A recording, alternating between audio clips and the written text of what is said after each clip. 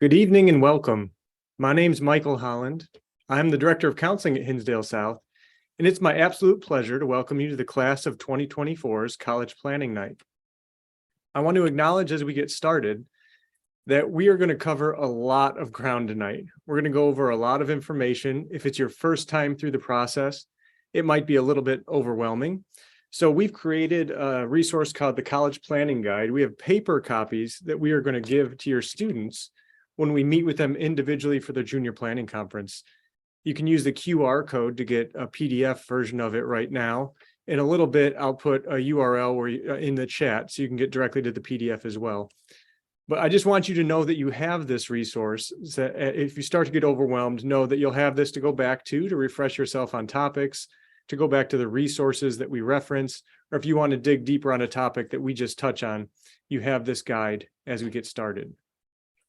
Now, the format for tonight's event specifically is that the first half of the evening, the Hinsdale South counseling team is going to go over important concepts and ideas and resources we think to get you started with the college process. And then around 7:30, we're going to transition to a college panel where we're very lucky to have 4 wonderful institutions represented, and those college admissions experts from the college side are going to give their perspective on the college exploration and application process. So we're glad that you're here today. We're excited to partner with you through this entire process. I think a healthy way to begin is to think through just the timeline. We think of the college process at Hinsdale South in 3 distinct phases. The exploration phase is the time to explore your options. There are over 2,000 four-year colleges in the United States. And so it's healthy to put time, energy, and effort into exploring that landscape of higher education, learning about what's out there academically in terms of college culture, financial aid programs, location. And the more time and effort you put into exploring your options, we've found, the more you'll learn about what you need specifically from a school if you're the student, or if you're a parent, what you see as the best fit for your child. That's going to be the focus of tonight's program, is the exploration phase. And so we're going to talk about the Naviance student, where you can search online, college rep visits, where colleges come to Hinsdale South. The college fair is coming up in mid-March, where we'll have over 200 college reps at Hinsdale South in the field house. Campus visits. These are the types of things you do in the exploration phase. Students, you can dream big. You can have a huge list of schools, 30, 40, 50. But we really want you to invest yourself into exploring your options, because when you arrive for your senior year, begins phase 2, that application phase. So that's the time to narrow your list down to 4 to 8 schools that you're very interested in, that you would consider attending and that you're going to apply to. Our goal is that seniors submit their applications to four-year colleges by Halloween of senior year. So you enter school senior year in September, October, you're going to be submitting applications, writing and revising essays. You might be asking for letters of recommendation from teachers. It's still your senior year, so you've got homecoming week and classes and homework and lots going on. So you need to invest in exploring so you're ready to narrow down and you're ready to apply to school senior year. Now, don't worry. We have something called the senior seminar in the first couple weeks of senior year, where we'll go over all of the details of transcript request forms and letters of recommendation, essays, and get you ready for those applications. And then the last phase is in spring of your senior year, is when you'll get admission decisions from universities, whether you were accepted or denied or waitlisted. And you'll get financial aid award letters from universities, so you'll know if they offered you merit scholarships or need-based grants or loans, work study, what the cost of college is going to look like at each school. And May 1 of your senior year, so May 1 of 2024, is the earliest a school can ask you or require you to commit to attend. So we've got a little bit more than a year of a timeline here to figure all this out. So let's get started. When we think of the exploration phase, we think of 3 different ways, 3 different lenses to look at college exploration to find ideally the best fit for you. And when we say best fit, that doesn't mean best single college, some soulmate college that's the only one for you. It's really about a best probably category of colleges where there'll be a number of schools that are a good fit for you. And so we think about academic fit, financial fit, and feel fit. So those three lenses of college exploration are going to be the focus of the first half of our program tonight. So at this time, I am going to pass it off to one of our counselors, Jim Dickerson, who's going to talk about academic fit. Thank you, Mr. Holland. So as he said, the first fit we're going to talk about is called academic. So things to consider. One is I always like to point out that the United States college university system is not technically a tiered system, despite what like the U.S. News and World Report would have you believe. There's no, this is the best, this is the second best, this is the third best. Some schools definitely are more selective than others. Some schools have a reputation maybe as being more prestigious or, strong in a certain major. But really, I've yet to find a college that's not giving a great education. However, we do have some terminology that can help you make the decision what might be the best for you or for your son or daughter. So if you look at the screen under academic fit, Naviance is basically a one-stop sort of college shopping website that we'll go through in the junior planning conference, but it can be used for searches, which I'll talk about in a moment. But first guiding question there, do you match the academic profile? And three terms we use would be reach, which is a school that maybe you're kind of on the borderline of can I get in or not. But it's worth, an application, especially if it's a dream school or you just feel it's a perfect fit. Match sounds like you should go there. But there are questions which we'll look at in a second that match doesn't always mean it's the perfect fit. It's just kind of you're in the middle. You are pretty sure you're going to get in, but maybe depending on the major, depending on a couple factors, you're not 100% sure. And then clear admit is we stay away from the term safety, especially because other factors like financial fit, like geography, majors could come into play. Clear admit is you're looking at the scattergram, which is a chart of who gets in historically, and you're saying, yeah, I definitely can get in there. Also, I would like to point out College of DuPage is one of the most highly rated community colleges in the country. That would be an example of a clear admit. If you go below, does the college have the academic programs you need? That is a very important question that may be just as important as finding your reach, match, clear admit.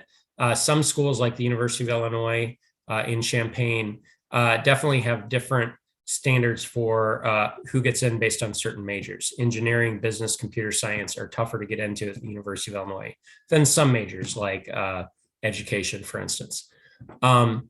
And obviously you want to make sure if you want a very specific major like architecture that you're going to a school that has it. And then finally, do you anticipate academic success at the institution? This is really important. And this is one that sometimes a reach school is great. Sometimes a reach school is a school that students may shy away from because they're a little worried that, maybe they're not confident of an academic fit. So next, please. So this is an example of, it's just a visualization of the funnel traditional college search that Naviance and most college search engines will have something like this. So it funnels down 2 or 4 year college. Most of the searches would be 4 years, since I already mentioned our local 2-year college is College of DuPage. Location, obviously very important. Size of school can be important. I went to a small school myself. I thought that fit my personality and my needs. A lot of people like, the hustle and bustle and the options of a big school, but size can be something that definitely can fit one's, preferences. Major, I already talked about, very important. Extracurriculars can be very important. A lot of schools will have pretty much everything, but for me, I was a cross country and track runner. Those extracurriculars were very important at the college I went to, which frankly led me to North Central College. I don't think without cross country track, I would have even known about the college I attended. Others can be, miscellaneous. And then the end, we get a list. So Here's an example. So our model student there, Danny Darian, that we like to use. This is what the Naviance splash page looks like. And here is putting in his criteria of Midwest enrollment, basically 2 to 10,000 students 4 year. He wants to play football, or at least he wants a school with a football team. He is a male and he would like to study accounting. And as you see, there were 93 matches. So a pretty popular search, funneled down a little, not a lot, but as you see, we have some A's and B's there, with some being very local, like Aurora University, Benedictine University, which is in Lisle, and some a little farther away. Bemidji State's in northern Minnesota. Baldwin Wallace is outside of Cleveland. So Midwest is a pretty large area. But this is really helpful in narrowing down from about 4,000 schools to 93 there, and you can narrow down from there. So I'm going to give some examples of each of these schools, which would be Reach, Match, Clear, Admit. Before I do that, this is actually more of a match school for Danny. This is just an example of a splash page on Naviance. This is Illinois State University, very popular school, obviously, about less than 2 hours from our campus. Gives an average net price. Mr. Eubanks will talk about net price calculators and things like that. Graduation rate, acceptance rate, college overlaps. So a lot of these they're fine statistics, but what I like the best is called the scattergram, and we'll look at that. And the reason I like the scattergram is because this is data of our own students. What we have is we have the grade point average and test scores, and you can toggle between SAT, ACT, and we're getting more data on no test score.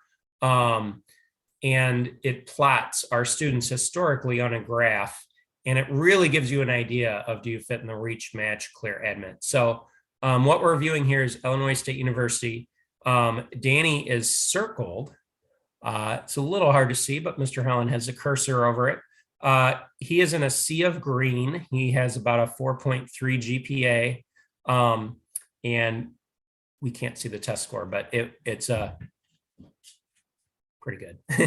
But he's in the sea of green, which helps. So this is what we'd call a match. Now, again, match doesn't necessarily mean he should go there for sure. There's a couple red X's. There may be stories behind them. Which is why we wouldn't classify it as a Clear Admit.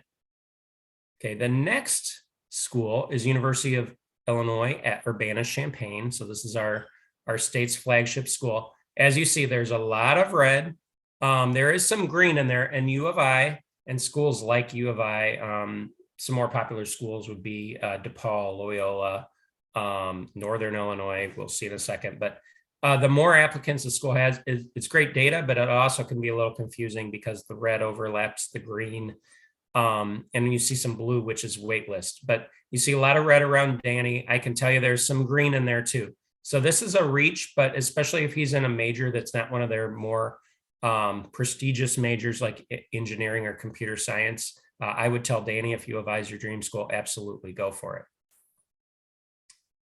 Finally, we have Northern Illinois. So Northern Illinois is one of my alma maters. I got my master's degree there in counseling.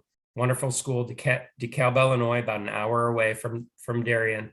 As you see, there's a lot of green. So there's a few X's there, but they're lower test scores than he has. And all but one have lower grade point averages as well. So he's safe. And I would say, Northern's a great school if you want a school that you can get into and feel the security of that, and possibly attend and have a great experience there like I did. Northern Illinois is a great example of a Clear Admit. So in essence, that is how to use the search. I know that's a pretty quick explanation. There's no right or wrong. Should you go to Reach, Match, Clear, Admit? Really, it's all about personal preference and other factors, one of which is financial. And to talk about financial fit, I'm going to hand it over to another one of our counselors, Illinois State University alum, Hank Eubanks. Thank you, Jim. I appreciate it. My name is Hank Eubanks, and I will be talking about the financial fit piece of the puzzle. One of the most important resources that families will want to familiarize themselves with is the concept of a net price calculator. In the year 2011, the federal government mandated that all colleges have a financial implement called the net price calculator on their webpage. So you'll be wanting to familiarize yourself with this tool in each and every college that your child applies to. And we'll get a little deeper into the woods on that here in just a minute. But some things to think about when talking about the financial piece is, having an honest conversation with you and your family and your child on how much you may be able to pay yearly as a family for your child to go to school. We find that it's always a good idea to have an upfront, honest conversation. And that's something that you may need to do some, get the Excel spreadsheets out and kind of figure out what you have available.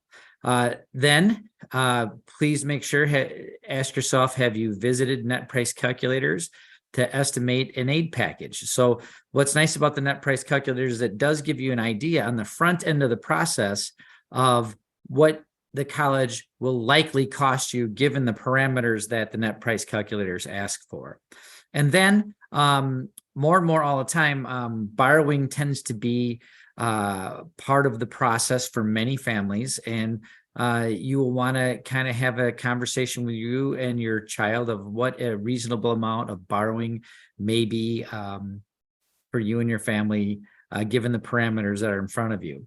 Now, the net price calculator, we're going to give you 3 examples of net price calculators using the same individual profile. We'll call him Danny Darian as well. And we're going to assume Danny Darian comes from a family with an adjusted gross income of $90,000 a year with a 27 ACT test. So the Department of Education, there's a concept called the expected family contribution, which is it sometimes can be asked of in these calculators. And you can find out your own personal expected family contribution by going to the Department of Education and accessing a tool called the Federal Student Aid Estimator. And you could just Google Federal Student Aid Estimator. It used to be called, for those of you that have had multiple students go through, it used to be called the FAFSA Forecaster. They changed the name of it a year or two ago to this. So when we put the adjusted gross income of Danny Darian with a family of 4 with a 90,000 adjusted gross income, his EFC for the family was $12,865. And what that really means, it used to kind of mean that's what you would pay, but more now than ever, it's more or less a number that colleges use to calculate and get an idea of how much aid that you may get for a given institution. So we've got U of I and Danny Darian's EFC is 12,865. And next slide, please. So when you do a net price calculator, oftentimes they're going to give you a number of different numbers that come up on your screen. We'll start with this, the cost of attendance. So typically the cost of attendance includes tuition, fees, room and board. So U of I, and this calculation we did is a year old. Last year was $38,154 for a management major at U of I. Now, once the college cranked out the numbers and came up with free money, which are known as grants and scholarships, you can deduct that from the sticker price. So sticker price is kind of like buying a car. You can get some deductions, and that's called merit aid.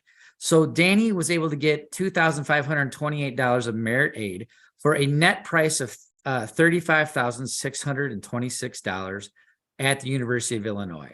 So that would be the out-of-pocket cost that a net price is the out-of-pocket cost that a family would potentially have to come up with. Now, in addition to that, they are allowing Danny to take out a loan called the direct loan for $5,500. Every student in the United States qualifies for the direct loan regardless of family income. So many students do choose to take the direct loan. It tends to be the lowest interest rate of most loans, and can be deferred for until the student graduates. So what that leaves is a balance, if the student took the loan, of $30,126. Well, that can be come up with a number of different ways. The family could borrow it. You could have it in the bank. You could take a home equity line of credit out on it, et cetera. But that would be the responsibility for the family. So ultimately, the net price in this instance for U of I is $35,626. And next one. So then we also ran the same numbers on a different institution called Truman State University, which is a Missouri State public school. We entered the same expected family contribution from the federal student aid estimator, and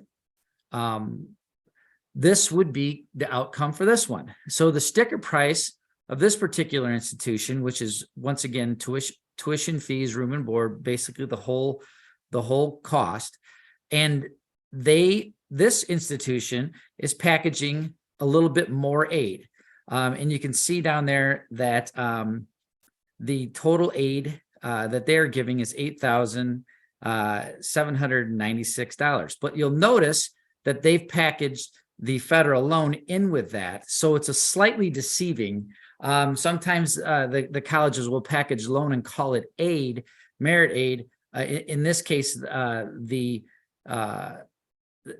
Truman State did that. And you can go down there and see that the total estimated aid is down at the bottom there in the direct price. Okay. And then finally, we did Elmhurst College with the same student and put in the same parameters for Danny Darien. And once again, the sticker price is much higher at Elmhurst College. You'll see at $55,622. But you'll also notice that Elmhurst is giving a tremendous amount of free aid. Of merit aid of $22,000. So they actually, even though the sticker price for Elmhurst College for Danny Darien was much higher, roughly $20,000 a year higher than University of Illinois, the net price comes in lower than University of Illinois because they give a lot more merit aid. So one of the things that I highly recommend is to run these numbers and don't let the sticker price of a college necessarily scare you off, okay?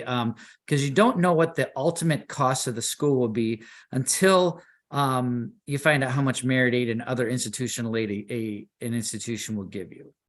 We'll go to the next. So a couple things to consider here, important considerations, is that all families will need to fill out something called the FAFSA, which is the free application for federal student aid. And that begins October 1st of senior year.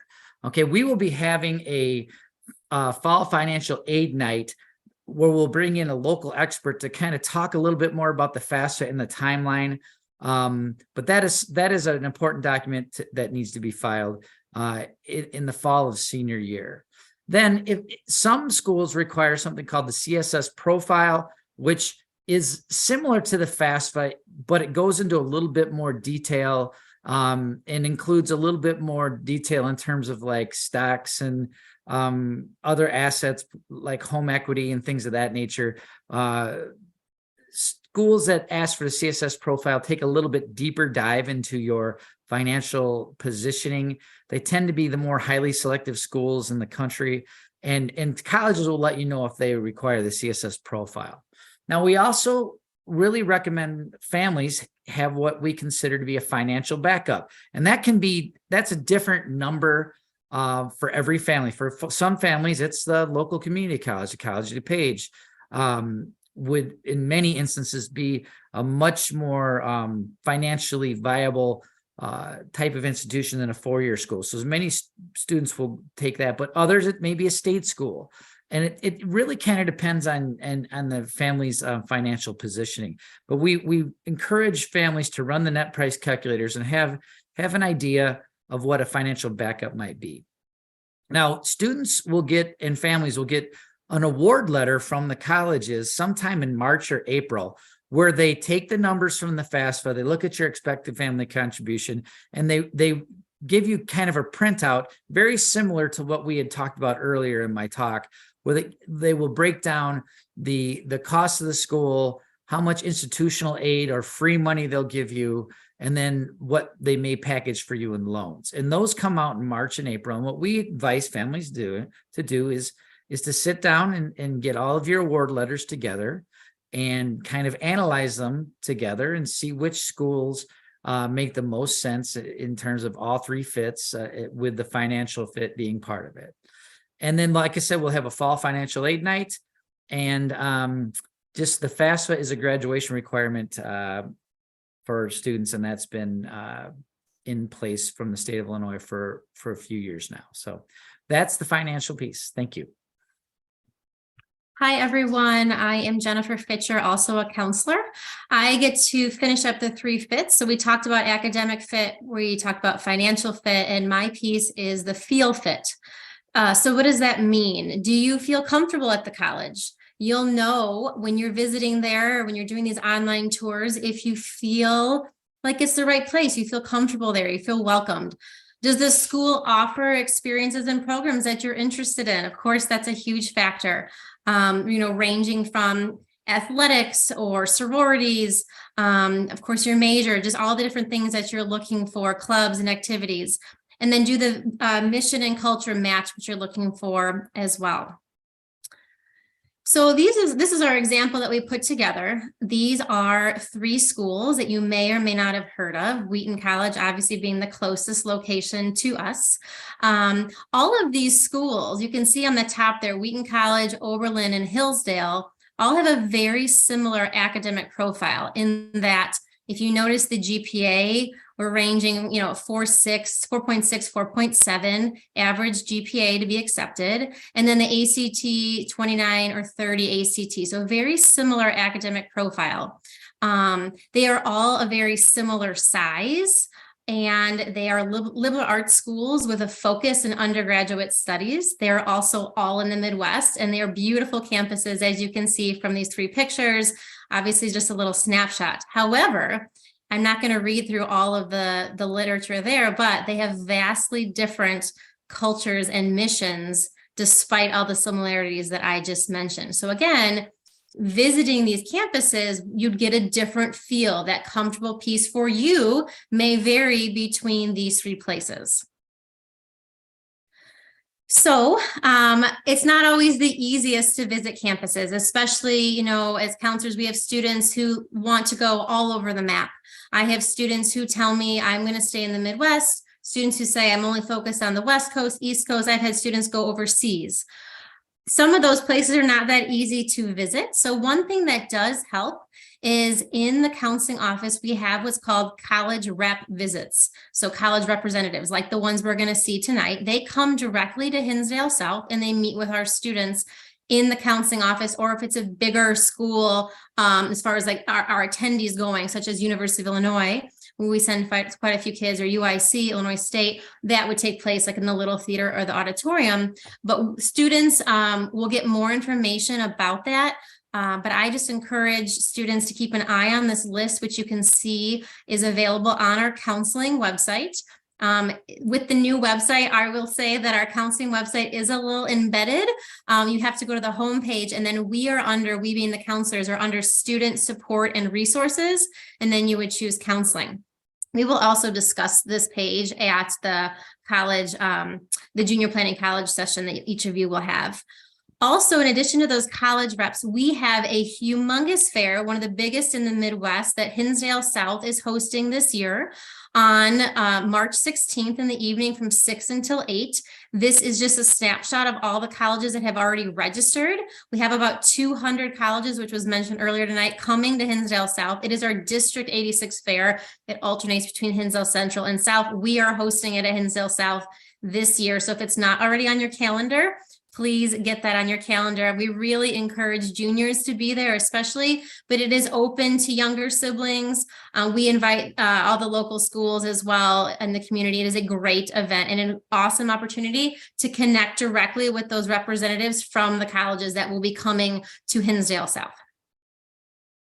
And we are going to take like a 30-second break. Our representatives from the colleges are here. We do only have 4. Michigan University of, I heard that they don't have power, so they are unable to join us tonight. But we do have the representatives from Hampton, Loyola, Vanderbilt, and COD ready to share their information with you. We'll begin in about 30 seconds. Thank you.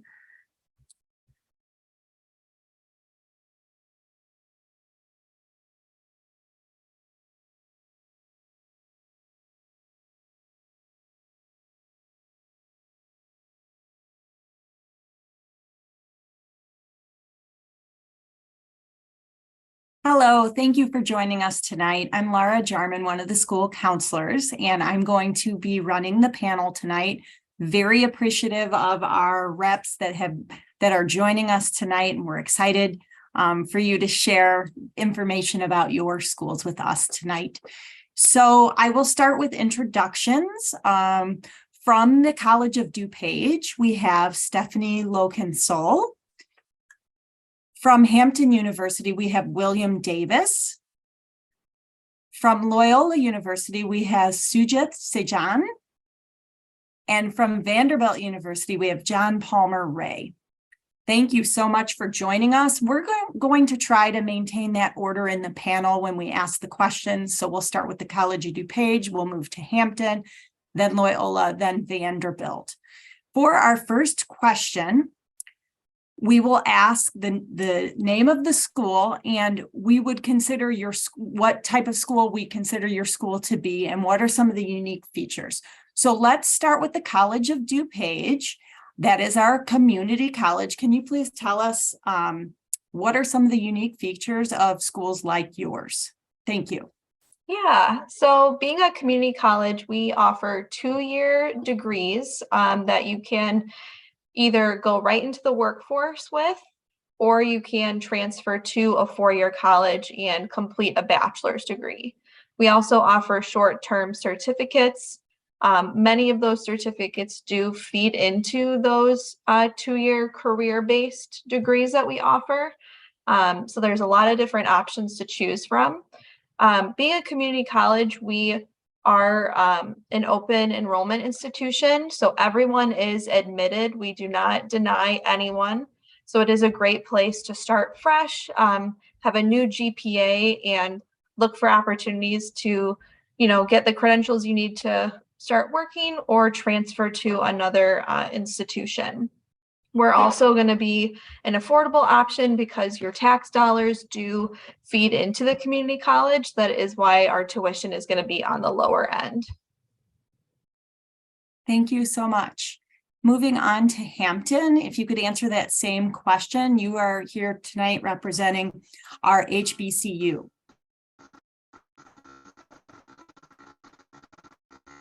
You are muted. University is, can you hear me now? Can you hear me? Can you hear me okay? Okay, hello? Yes, we can hear you. Okay, all right, good. Hampton University is a 4-year university located in Hampton, Virginia. We are a small college comprised of 3,517 students, situated on 285 acres.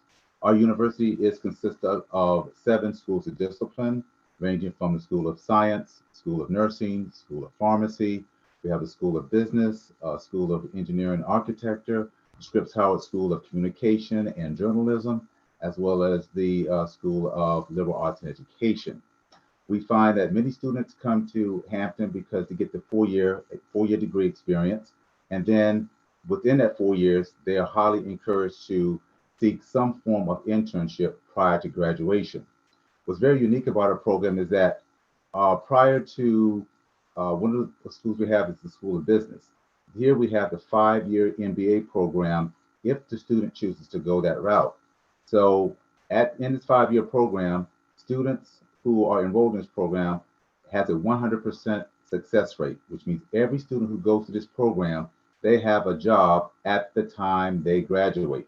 So we have representatives coming from the top Fortune 500 companies, such as Pete Marwick, Disney, 20th Century Fox, Paramount, Johnson & Johnson, Amgen, Department of Defense, Federal Aviation Authority. We do have various majors that students can go into, such as aviation or the aeronautics. We're partnered with Delta Airlines and JetBlue. For our curriculum, we primarily have students coming in with a 3.4 GPA, a 1080 or higher on the SAT, or a 30 or higher on the ACT. We are test optional, so it is not mandatory that students submit their test scores, either SAT or ACT. However, by not submitting those test scores, they automatically disqualify themselves to be considered for any and all types of scholarship that Hampton has available. We have scholarships ranging from the Presidential Scholarship, which is a 3.7 or higher, a 1350 on the SAT, and a 30 or higher on the ACT, as well as the merit-based scholarship. So we're very diversified. We have students coming from all around the country, Nicaragua, Nigeria, Ukraine, Afghanistan, Saudi Arabia, Italy, France, Germany, and so forth. So, we have a lot of majors. We have the #1 proton therapy research clinic in the world. And we also have major control over the NASA Space Shuttle program in engineering. And this is mostly due to Mary Jackson's participation she's one of the hidden figure characters who also happened to be a Hampton alumni. So, we're very proud of that aspect as well. Thank you so much. Moving on to Loyola. Hi there. Thank you so much for having me. So private schools, so Loyola is a private school. So private schools rely on tuition and endowments. So you'll find that there's usually only one tuition price for in-state versus out-of-state students. Private schools typically also have smaller class sizes. And specifically, we are a Jesuit Catholic private school. So Jesuit education focuses on well-rounded education and smaller class sizes, global awareness through extensive study abroad programs, service promoting justice as well. Loyola is actually ranked number 14 in service learning in the country.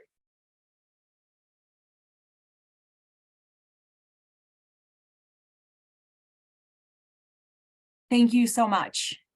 Let's now hear from Vanderbilt. Awesome. Thanks so much. Hey, good evening, y'all. My name is John Paul Murray, Senior Assistant Director at Vanderbilt University down in Nashville, Tennessee. For what it's worth, our high today was 80 degrees. I feel like that's worth mentioning, right? For a February panel with a bunch of people from Chicago. I'm here, of course, representing Vandy, but also highly selective institutions. My colleague from Loyola was just giving kind of a definition of private institutions, and I think we can all agree there are many different types of private institutions out there, right? You've got some that are maybe your smaller liberal arts institutions, some maybe your more regional liberal arts institutions. Highly selective institutions actually can kind of run the gamut and cover a few different types of private institutions for the most part. Now, you'll also have some selective institutions that are public institutions as well. I'm sure if our colleague from University of Michigan was here, she would kind of, they would rep that banner for the night, if you will.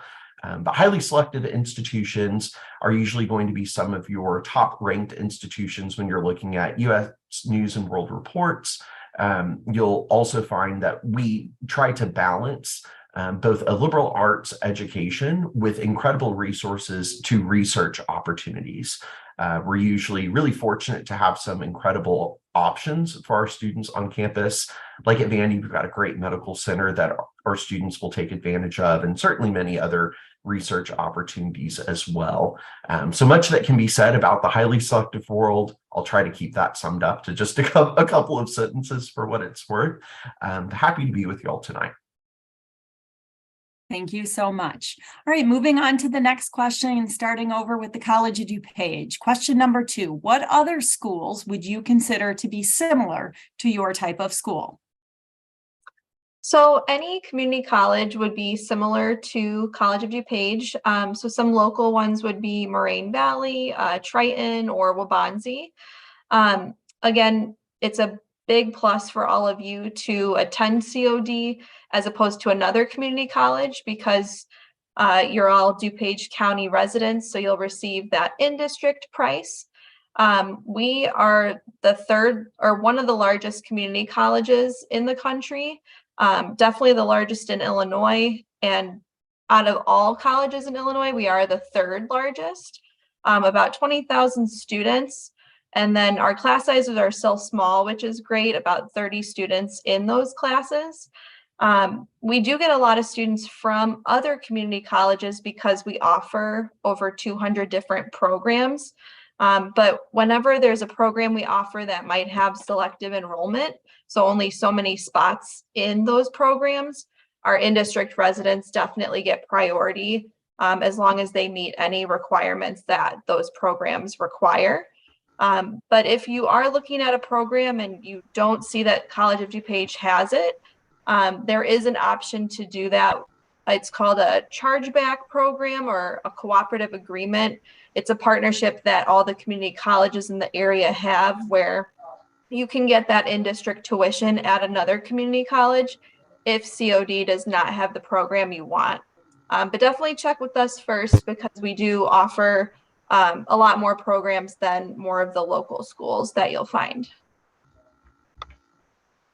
Thank you so much. Hampton. Okay. Well, with other colleges, again, with us being Hampton being a primarily private university, we have other institutions such as Howard University, which is also private. But what's very unique about this is that we're one of the private universities that has been afforded the what we call the Virginia Tax Assistance Grant. This is a grant which students who are Virginia residents, incoming freshmen, they're entitled to $12,000, which they can stack on any scholarship that is offered inside of Hampton University. Again, because we're all a four-year private university, if a student receives the highest merit-based scholarship, which is $25,000, they tack on that $12,000, and that's $37,000 for every year that they are a student at Hampton University. We also have the Character Matters Scholarship. This came about as a result of the COVID. This one sort of levels the playing field for individuals who may not qualify for the merit-based scholarship. Only requirement is that they submit an essay where they give examples of their character and one letter of recommendation from an academic advisor, tutor, or anyone they feel that they can trust to submit a recommendation on their behalf. Those two documents are not GA-based and it's not test score-based. That scholarship carries $10,000, again, which they stack with the $12,000 for $22,000, again, which they will receive for every year. So we find that this is a big push for the private universities that have been afforded this $12,000 VTAC because it only applies to private universities within the state of Virginia. Not all private universities and colleges have received this. So we've been very fortunate to be on the receiving end. Also, in-state tuition is the same as out-of-state tuition, so there's no difference. Both in-state and out-of-state students, the tuition is exactly the same. So everything is rolled up, into one because a lot of our funding comes from within. We don't receive any outside funding from any charitable organization or any foundation. Everything is mostly from within, alumni donations and whatnot, plus inside scholarships. Thank you. Loyola. So as John kind of mentioned previously, there's many different types of private institutions.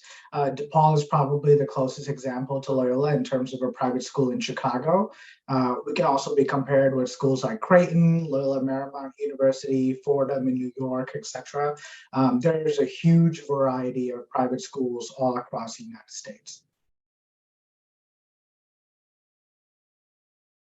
Vanderbilt. Yeah, highly selective wise, local for y'all in the Chicago area. You may be familiar, of course, with Northwestern, University of Chicago. Certainly, we also see ourselves as peers with many of the Ivies. So your Yale, Harvard, Brown, those institutions, Stanford, Duke, a lot of those that you may see with some of those selective ranges kind of close to ours, if you will. Wonderful. We're going to move on to the next question, which is, please tell us how your institution uses the SAT and ACT. Are there benefits or drawbacks to students submitting a test score? Start with College of DuPage, please. So at College of DuPage, again, everyone is accepted. So we will not use your GPA or SAT or ACT as far as admitting you. But we do look at those for waiving students out of placement exams. So if you have a 950 or higher on the SAT or a 20 or higher on the ACT, or a 2.6 out of 4.0 or a 3.75 out of 5.0 cumulative GPA, you will waive out of the reading and writing placement test. We also look at GPA and SAT, ACT for some math and science waivers for placement testing as well. And then if you're looking into an engineering pathways program that we offer with University of Illinois Urbana-Champaign, they will look at SAT and ACT also. Thank you. Hampton? With our SAT and ACT scores, primarily the SAT score is looked at more heavily than the ACT. Again, being that students can submit both test scores, or they could submit, either or. When looking at the GPA, if the student has a 3.9 and a test score of 1080, they can qualify. They're in that range to qualify for the merit-based scholarship. Again, because us being test optional and it's not mandatory that they submit the test scores, again, that gives them an edge. If they decide to be considered for that, then they would have to submit the SAT scores. Now, what's very unique about Hampton is that we do a procedure called SuperScore. If the student has been accepted and he or she has been awarded, let's say, the merit-based scholarship, I like to use examples of $20,000. They're $5,000 short of the $25,000. If they decide to retake the SAT, the second time the results come in for the SAT, we SuperScore. We're going to take the highest verbal and the highest math, and we're going to combine those. As the second test score increases, so does the amount of money for the merit-based scholarship. So this can catapult them from $20,000 now to $25,000, again, which they are going to receive for every year that they are a student at Hampton University. Unfortunately, we have a lot of requests to SuperScore the ACT. Unfortunately, we do not, because the ACT, once they submit the test score, that's it. But the SAT allows the students to see exactly, if they take it 1, 2, or 3 times, we're going to take that combination, the verbal and the math, and give them that high score. So that increases the amount of money for the scholarships, as well as other scholarships that they're able to stack with outside scholarships that they may receive from the Rotary Club, the Knights of Columbus, the Lynx, fraternities such as Omega Psi Phi Fraternity, Alpha Kappa Alpha Sorority, and various organizations as well. Thank you. Loyola. So we are fully test optional, which means that students are not required to submit scores for admission or scholarship. It is completely a personal choice. I always recommend students do 2 different tests, which is basically the 50% test, where you compare your score to the middle 50% scores of the university that you're considering. And the second one is a little bit less known, but it's one of my favorites, which is the gut test, where you consider how did you actually feel about your score? Is it a reflection of your ability? Are you a good test taker? Do you suffer from test anxiety? And maybe your GPA is a better reflection of your overall academic profile. So those are a couple things to consider.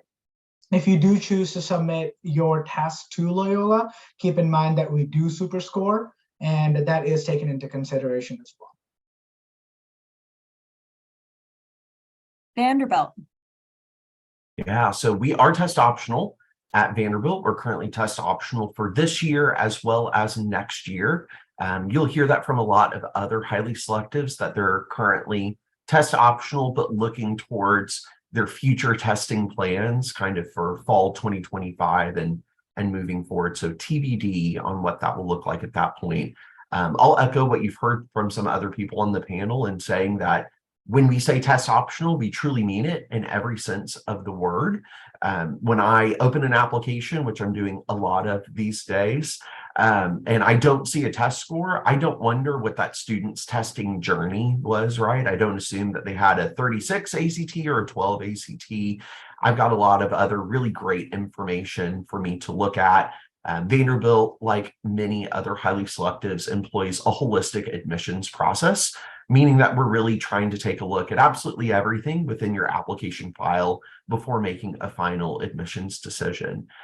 What I'll add to that, I know part of the question is kind of the, I guess, pros and cons, if you will, of submitting a test score.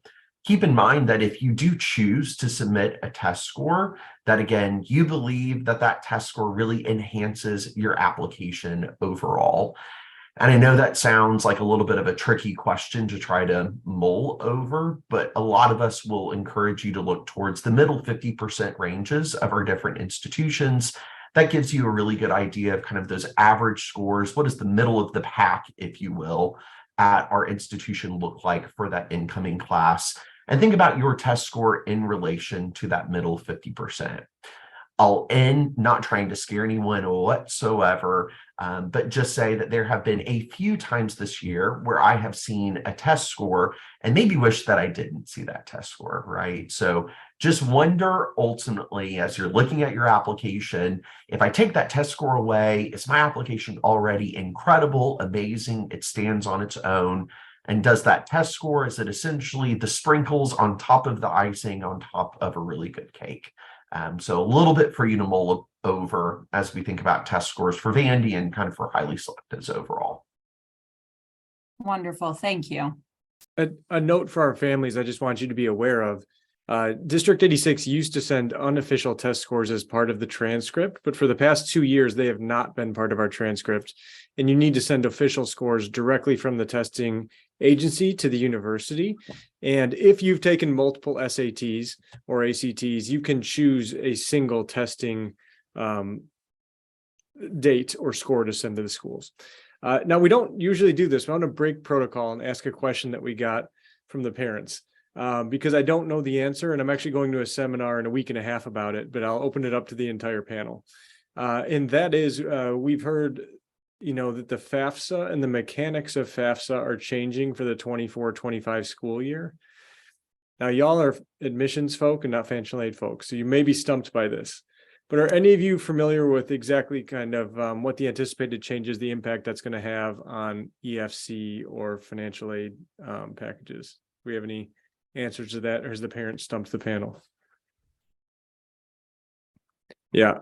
Okay. They may have stumped the panel. They deserve a gold star. Yeah. Thank you for that question. What I would say is we are going to a seminar on that in a couple of weeks, me and maybe another counselor. So we should have some answers for you. You're looking ahead and doing your homework, and we appreciate that. All right. Mrs. Jarman, I think we can probably squeeze in one more question here.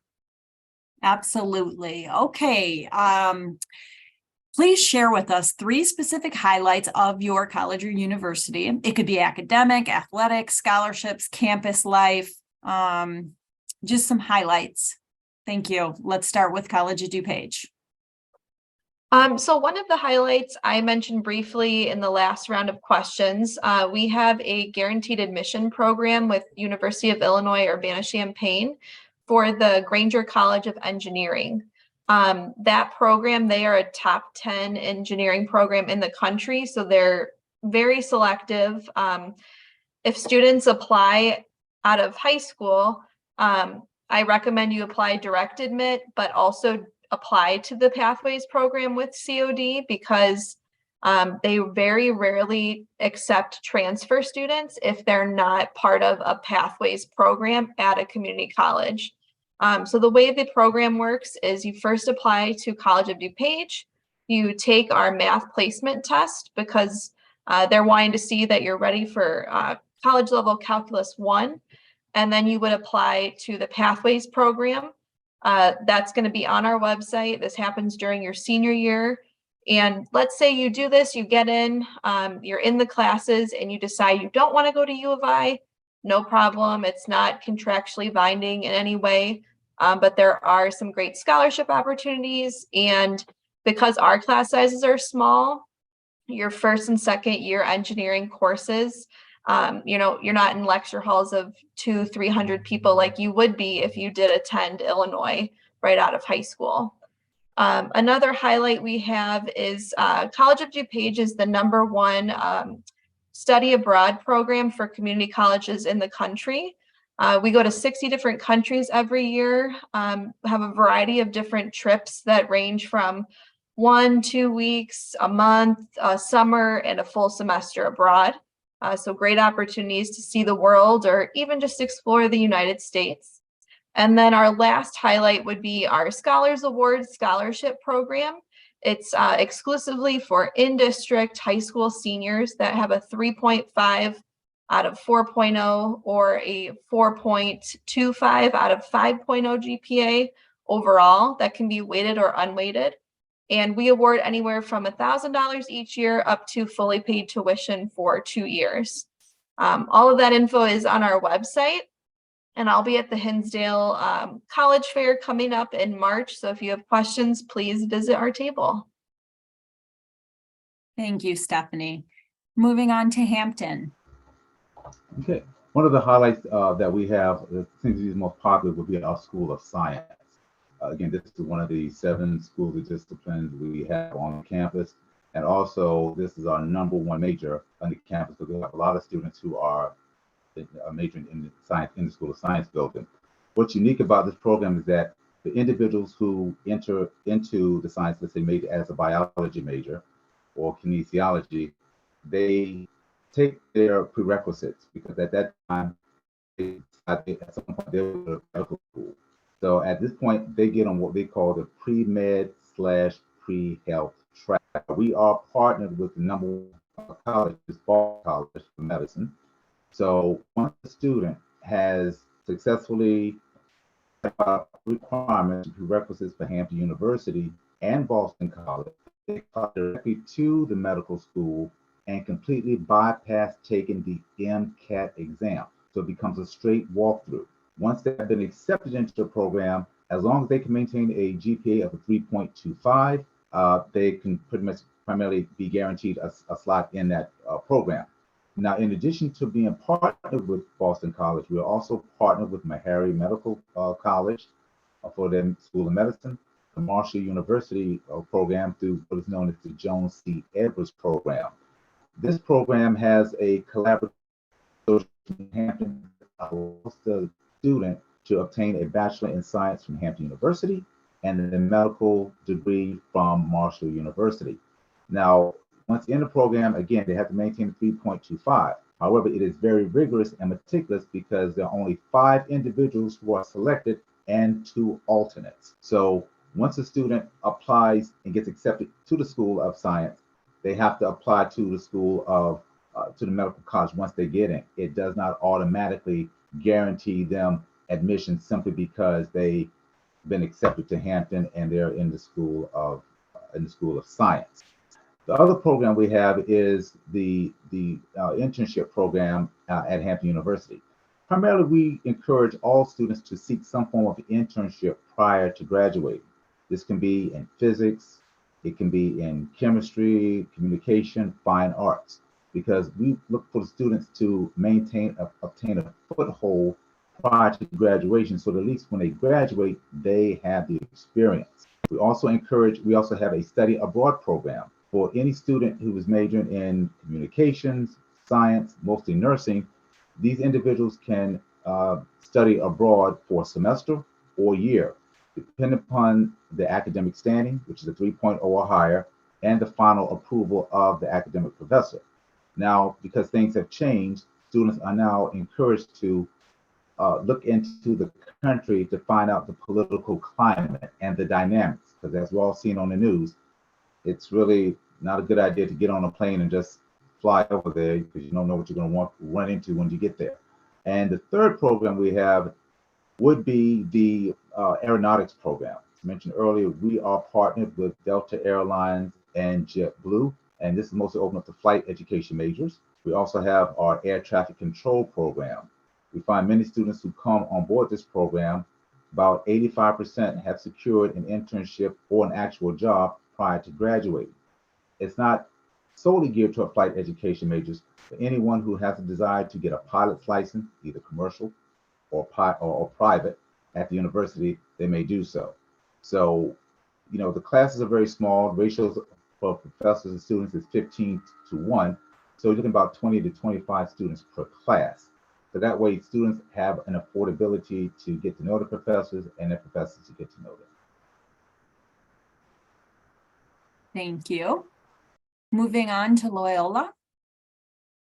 So at Loyola, all students are automatically considered for scholarships ranging from $10,000 to $26,000 per year when they apply. These scholarships can also be used while studying abroad at our John Felice Rome Center in Rome, Italy. But we also have over 150 study abroad programs in 60 different countries that students can utilize. We also have a biodiesel lab on campus that creates the biodiesel that all of our campus shuttles run on. And this actually began as a senior year project by an environmental science student. And similarly, we have a lot of different projects available just on campus that started as a senior level project. So that's just a few different things that are available at Loyola. But again, I'll be at the fair as well. I would be happy to chat in more detail about any programs that you all are interested in. I did want to mention, while everyone was talking, I did do a little bit of research on that FAFSA because I hate being stumped by questions. So the basic gist seems that previously when you had an EFC, and let's say you had 2 students, you would be able to divide the EFC by the number of students. So for example, if your EFC is 30,000, you divide that by 2 students, and now you have 15,000, which is your actual EFC. Now with the new formula, you can no longer divide, which means that it would be a 30,000 EFC for each of those students, which just means essentially that you would just receive less financial aid. Thank you. It's great. All right, Vanderbilt. All right.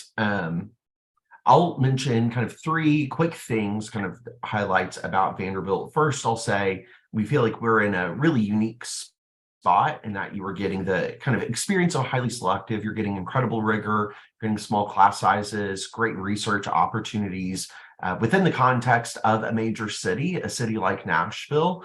Nashville is a growing city. As someone who's been here for a hot second, it is changing seemingly every single day, but it's really exciting to be able to get that kind of tight-knit experience from a campus community right smack dab in the middle of the city. For those of y'all unfamiliar with our campus, we're located about 1.5 miles, 2 miles south of downtown. Don't worry, we keep all the bachelorettes downtown. They're not allowed to come anywhere close to us, for anyone familiar with that phenomenon here in Nashville. You also get D1 SEC athletics here at Vandy as well. We love our Commodores. You get access to, of course, all those different athletic events happening on campus. We're really excited it's baseball season specifically. Number 2, I'll mention within that context, we are a fully residential institution. So all students will live on campus all 4 years. We encourage you to explore the city. One of my favorite programs that we offer is something called the Taste of Nashville, where it's built within your meal plan to use those points at a bunch of different local restaurants within about 1.5 mile radius of our campus. They're places that I've spent thousands of my own dollars at over the past almost 15 years, and it's great that that's built right into your meal plan. Third thing I'll highlight is a specific academic program. We have many, many ones that you can choose from. One of our more unique options is something called Human and Organizational Development. That is our largest major here at Vandy. It's housed within our Peabody College of Education and Human Development. Think of this as kind of a business adjacent-ish type of program. If you're curious and wondering, why do people act the way that they do? How do they work together? And how do they work best together, essentially? Those are some of the big questions that you're looking to answer within human and organizational development. Great major for a student thinking about a pathway in business, policy, and even healthcare. A lot of different ways that that degree can be transferable. And that's why it is one of our largest majors on campus as well. So much to discuss, but those are some of my big highlights for tonight. Thank you so much, John. All right, well, that brings tonight's program to a conclusion. I want to give a sincere thank you to the panel. This is the busiest time of the year for college admissions folk. So for them to carve out a half hour for us at this particular time of year is a really incredible gift to our community. So I appreciate you guys taking the time. And to the families, students, we want you to know if you're a junior, there's no more time to wait. We really need to invest ourselves in this exploration process. The counselors are here to walk this path with you, and we look forward to working with everybody soon. So thank you and have a good night.